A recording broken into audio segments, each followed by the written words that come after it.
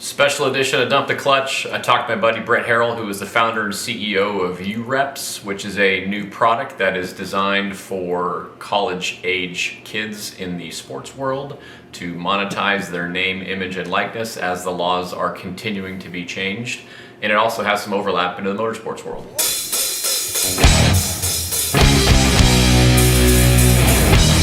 From the West Branch Studios in Davidson, North Carolina, welcome to Dump the Clutch with your host, Brad Zimmerman.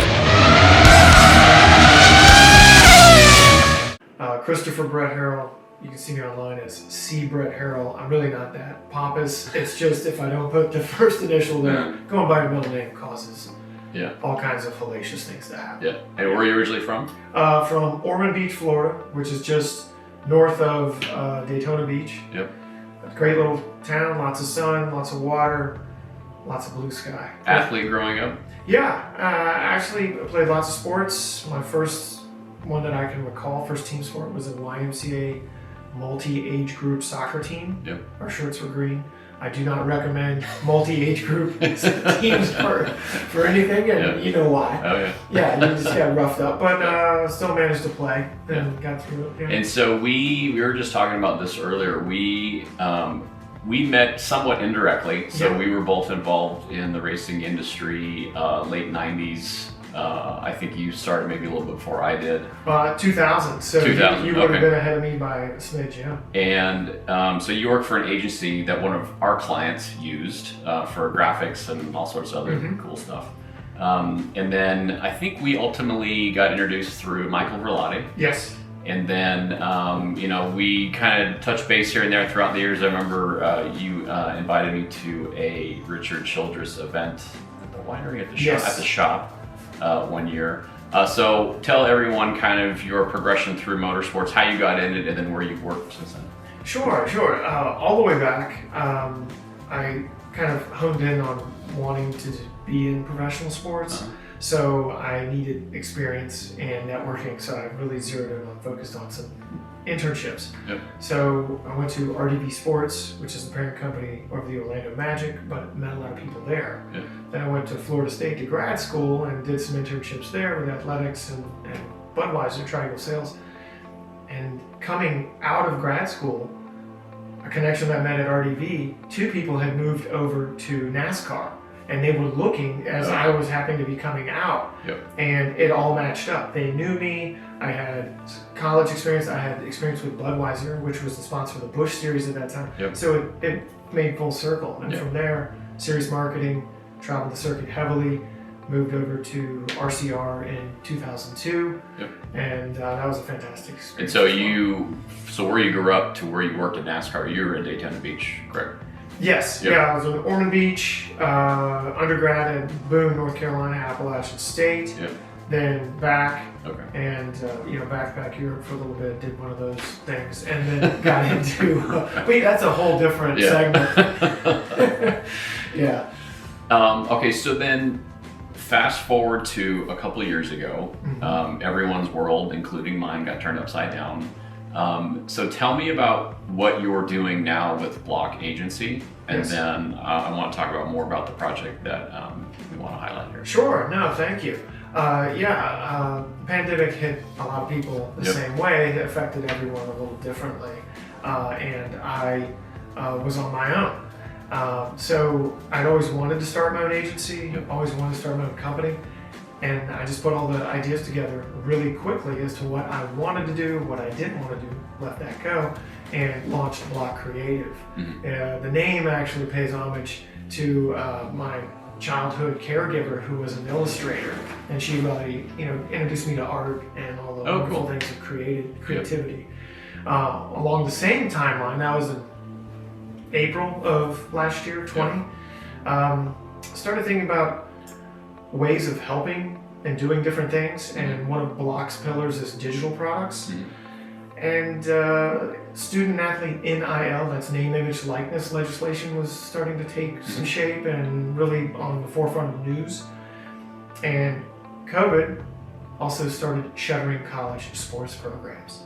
So I had the idea of putting a platform together, and then when Appalachian State's men's team got got canceled, which is my program where I played back in the middle 90s. That really put the fire under it to get it going. And I've been working on it for over almost a year. Yeah. Just announced it a couple weeks ago. And so just as a baseline for people that may not be up to speed with it, so what is that legislation that is either happening or going to happen? What does that look like now? Yeah, right now, several states have already passed name, image, likeness legislation. And what that does is that legalizes student athletes to make money on their name, image, and likeness.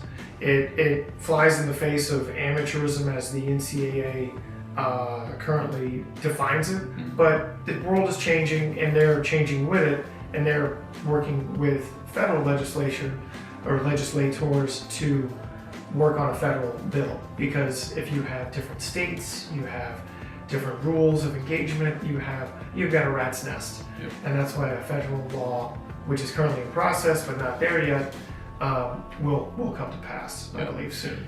And so who would a target be, or a target user for this new product that you've created? Yeah, the new product is UREPZ, and it's UREPZ. So U is for yourself, but it's also universal. And then REPS is for representation. So if we're really going to boil it down, it's anyone with an audience, a following, or a membership. So even a small business that wants to market and monetize that audience. Okay. So it's a platform that will business enablement. It'll help you do that. Yep.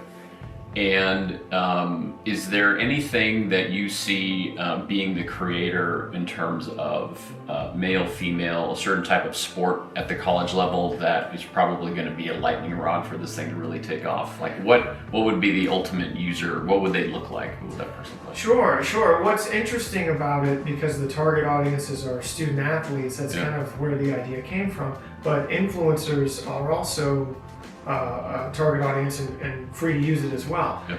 What you're going to find is you're going to have, you have that 1% of student athlete, right? You have the household name that's, repeated or shown on ESPN multiple days. Mm-hmm. They're not for UREPs. They could use UREPs, but they already have a team, they already have agents, they already have that thing. Yep. We're really for the 99% of the talent pool. Yep. We're for everybody else. So you could be a star at Appalachian State, but you may never go pro. Well, you could have an agent, or you could use UREPs and go from there. But again, the pivotal point is, do you have an audience? So it's an audience or a platform. If you're a well-known player in football, basketball, baseball, soccer, women's field hockey, lacrosse, whatever, if you're a well-known player, you're for UREPs. You may not be a well-known player. You may just be an influencer. But the kicker may have the biggest following of anyone. Right. So there they are. And also dance and cheerleaders, they routinely, those populations, their following will dwarf, just totally marginalize a student athlete. I mean, completely. Huh. So it's an interesting audience. And so this being Dump the Clutch and having a motorsports tie. So again, we talked about, again, you mentioned the top 1% of everyone, their quasi-household names, but when you start going down the row at a circle track level and you get out of NASCAR and you keep going down to the local track level, they might be well known in their hometown, but that's about it. So would grassroots racers be a target for this? Absolutely. Growing up in Ormond in the shadows of Speed Weeks or Bike Week, that is always on the back of my mind. Even though I worked in racing back in early 2000s, it still never leaves you, right? It's part of your... It's a disease. Hopefully not too, but it never leaves. It's part of your journey. So absolutely. And remember, we do a lot of studying and following trends. Well, one of the trends for 21 are micro or nano influencers. And those are folks that have 25,000 or less, or even 10,000 or less. So if you're well known in your market, you can be very effective as a marketing tool for companies. So with that, UREPs can set you up to take advantage of all of those opportunities. Okay, so let's say I am a collegiate swimmer, because of course my body represents that. Yeah. What are some of the what does the interface look like? What are some of the tools that this program offers people? Like, how does it work? Sure. Well, right now it's pre-registration. Yep. The platform will go live later this summer, early summer. But the interface is going to be very, very easy because it has to be easy to do business with, and it has to be able to be navigated from your phone. If we're talking to a younger audience, everything's going to be on the phone. Yep. It is going to have interface to a computer, of course, because all types of users are going to be on this, tablet, laptop. Yeah. Simple, intuitive, and broken out in 4 main baskets, really. And you have the management of your brand or rights. You Yep. have the enhancement of those brand or that brand or rights. And then you have the ability to market, so there'll be tools that are built in that you can market and take advantage, things you can do. And then monetization, which is making money. That's just the nice way of saying you can conduct business, transact business in a guided, supported, and data-backed environment. Yeah. And are you and your team constantly making the platform smarter and giving insights to the athletes coming up? Because it changes almost on a weekly basis of what the current trend is, or what the algorithm has changed, or whatever it is. Like, how does that happen? Yeah, absolutely. Part of the service and part of just the platform is trends, videos, educational tools, things that they can learn and take advantage of themselves. Yep. Really simplification of marketing concepts is there as well. Yep. The platform is structured so it's self-guided, but if you do need assistance is available. Okay. There's a VIP level, and you can have people, our service representatives, conduct it for you. Yep. But it's really intuitive, and it makes sense. Yep. It's grouped in ways that it makes sense. And so you mentioned folks that have audiences. Does this program help build audiences, or do you kind of need like a minimum threshold to even start thinking about this? Well, if you have an audience, you're going to be much more successful because this is business enablement. However, marketing is one of the 4 pillars of the platform, so it will give you opportunities to market that. It will give you you're going to have your URL on UREPZ.com. You're going to have your visible profile. Okay. Yep. And it's going to be, it's ready to go. If you have assets and you plug into it, Yep. you can conduct business immediately. Yep. And so one of the best programs, at least in racing, that I saw was the Gillette Young Guns program. Yeah. Where you had a common sport, but you had the 3, 4, 5, however many guys, depending on the year, was like the face of the sport. Is your platform going to be able to allow the defensive backs at a D2 school to do a common program, or do they have to stay individualized?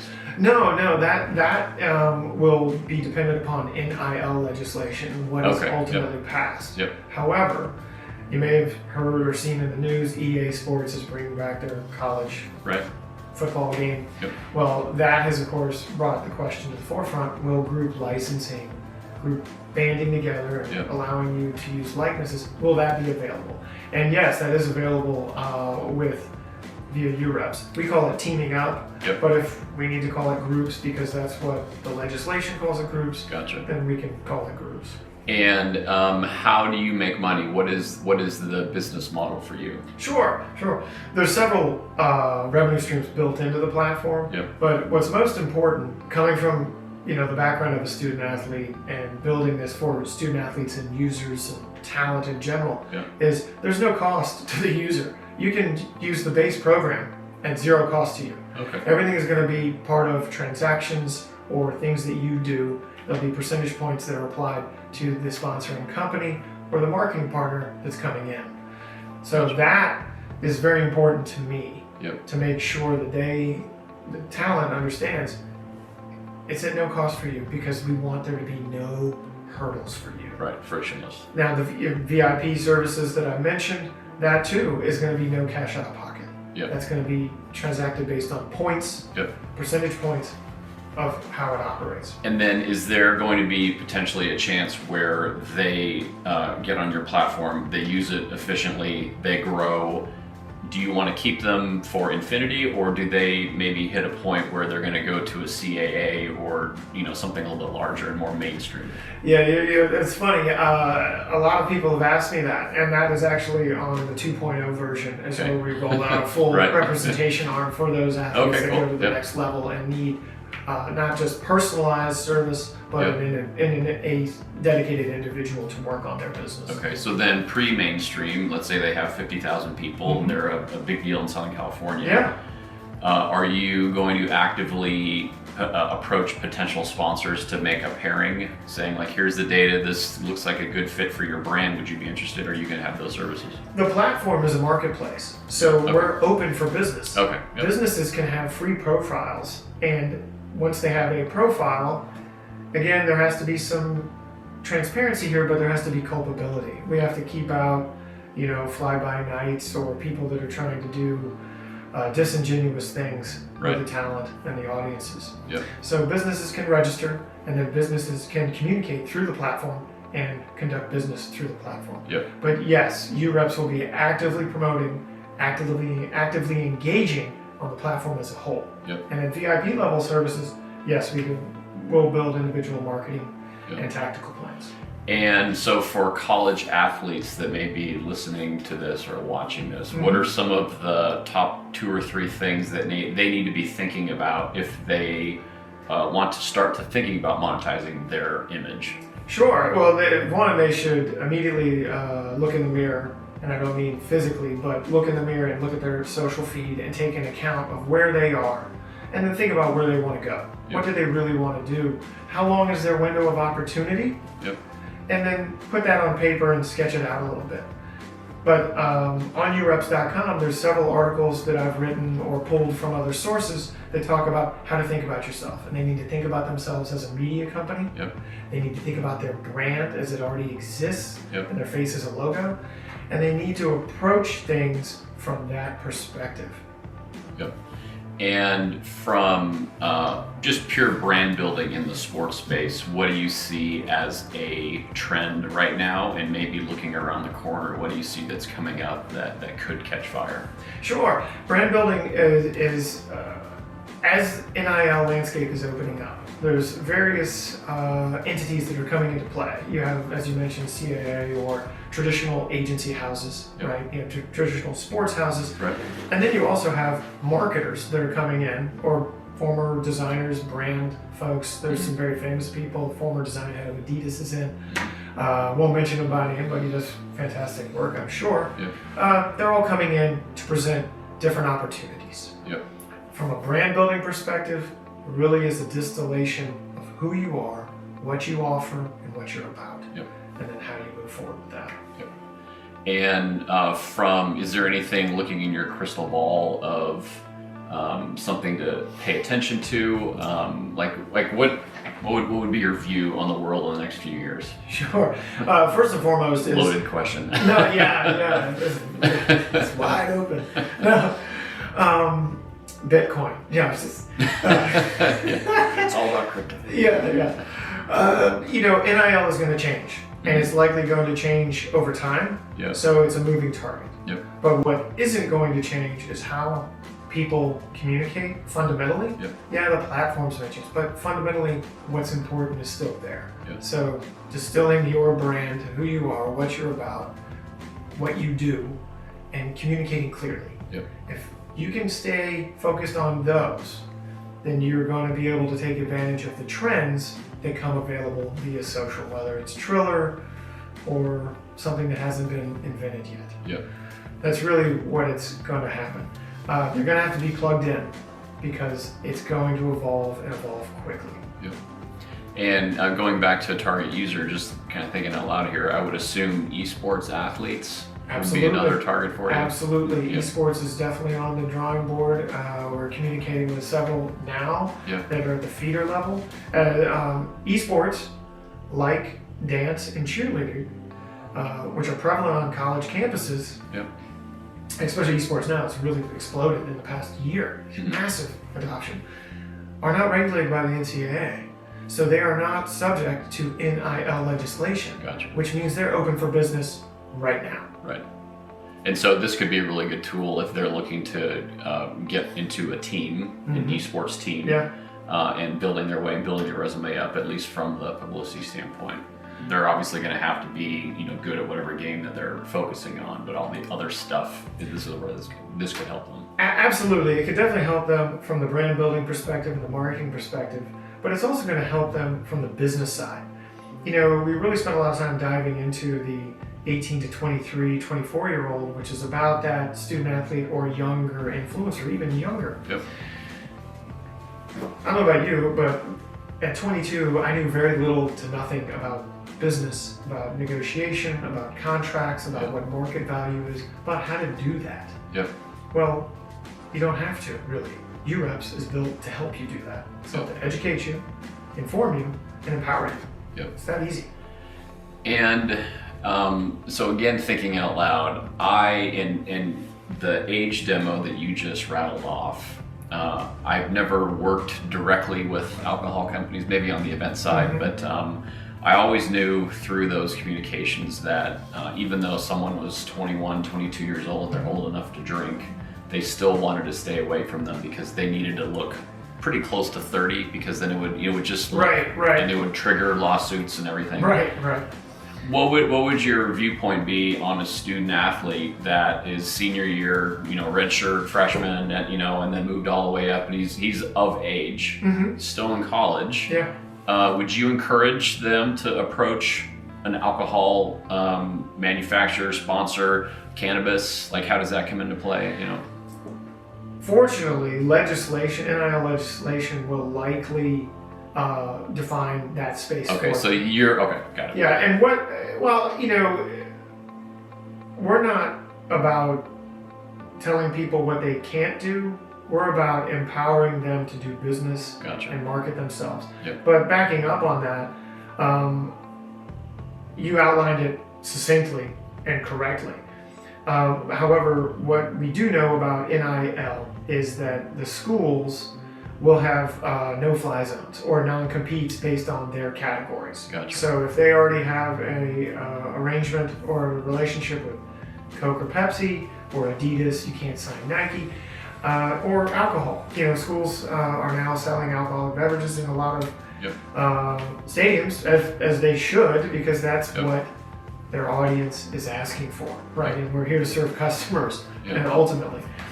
And okay, so this all the legal stuff now is unraveling in my mind. So if athlete is on your platform and they're going to a D1 school that's a household name, how is the platform, the student, and their institution, how does all of that work together? Sure. Colleges and universities are an important part of the UREPZ program. Yeah. And because it's a transparent environment and it's data backed, then the student or the user, as well as school, if they wish to participate, has a dashboard that plugs into not just their athletes' data, but everyone's data on a general sense. So you'll know what deals are happening where. You'll also know the ballpark price ranges of what deals are happening where. So you can then compare your students to other students in the same markets, larger markets, different markets, or better yet, head-to-head with your conference as a recruiting tool. That's really going to be where the rubber meets the road. Our students are pulling 22% more than everybody else in the conference. Well, that's a fine nugget to know. And what about using the image or logo from the school, even if they're shooting a video and it's, they're going to lunch that one day? Are they able to wear branded apparel from their school without any getting a hand slap? Yeah, as of now, no, that would not be on the table. Name, image, likeness is only about their IP, that is name, image, and likeness. So, schools are off the table. Will that eventually come into play? It might, but that depends on the type of legislation and protections that the NCAA and schools are afforded by the legislation, because you're getting into antitrust. Right. And this legislation that's happening now, is it going to be done in a year, or is this thing never going to be done in all reality? Well, regardless of what the feds do, the states have moved forward. Okay. Florida is the first to go, July 1. So you got 5 months, if that. California, Colorado, just posted articles about New Mexico, Oklahoma starting moving because legislators there are saying, well, wait a minute. The Florida schools will have an advantage if we don't put something into play, and we want to do what's right for the student athletes. Right. So they're really coming to market quickly. Yeah. When I was at GMR, I remember once or twice we had the debate of should you pay athletes or not. Mm-hmm. I think you should. And there was a lot of people that were the polar opposite, and they defended their position fiercely. Right. And I still think you need to pay them, but hopefully, it sounds like this could be somewhat of a happy medium. I think it's really cool. I think it's spot on because, like you mentioned, I'm sure there's kids that know what's going on and how to monetize. There's more kids that do not. Correct. And that's not their job. No.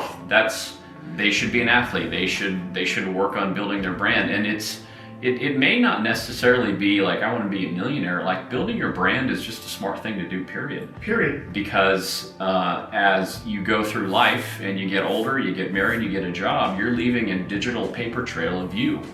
And if you don't have your shit in order, it's going to be a long day, So I'm really glad you said that, because the ecosystem that is UREPZ will have a place of marketplace partners. Of course, it has business profiles and companies that want to do business with them, but the marketplace partners are really about helping the user level up their game after. So we're talking financial services, investing, insurance. It goes all the way down to loans and how you get out of student debt.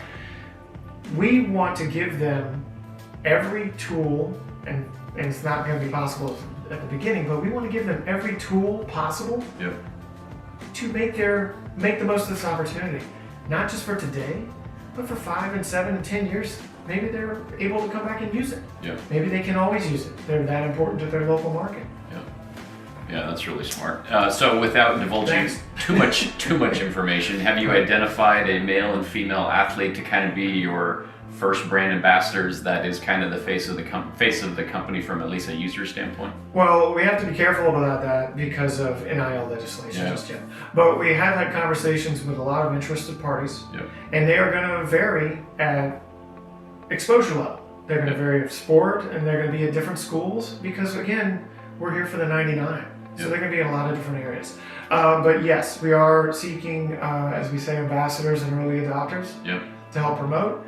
And they will get VIP level and concierge level services above and beyond for no cost for the life of their agreement with UREPZ. And then I would also encourage people in the motorsports world, again, the people that we know their names of that race on Sundays, that is a very finite group. And the people that we have no idea who they are, that is a huge group. So I think I would encourage people to take a look at this platform and sign up for it now, because this is only going to help them. Because it's one thing if you monetize yourself in a college environment, a lot of rules and regulations still, not in the motorsports world. And speed is money, and how fast do you want to spend it? So the more money they can get, the more money they put to their program, they can start racing across different state lines, better equipment, faster, work your way up the ladder quicker. So I would really encourage people, short track, mid track, small track, wherever they are across the country, to really take a look at this too. Thank you, absolutely. If you're in racing and you're on your way up the chain, no matter what level you are, check UREPZ out, because we will be able to help you get to that next level of a business perspective. And for a lot of those young racers who are minors, their parents can sign up on their behalf. We've totally planned for that and expect it. Okay, cool. Well, thanks very much for stopping by. Hey, it's great to see you. Thank you, awesome. Brad. Thanks.